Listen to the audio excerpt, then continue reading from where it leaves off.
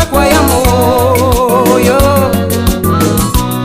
wamsongezea baraka na heri. Unamfika dhahabu safi, akikuomba uhai wampa, muda na siku nyingi wampa.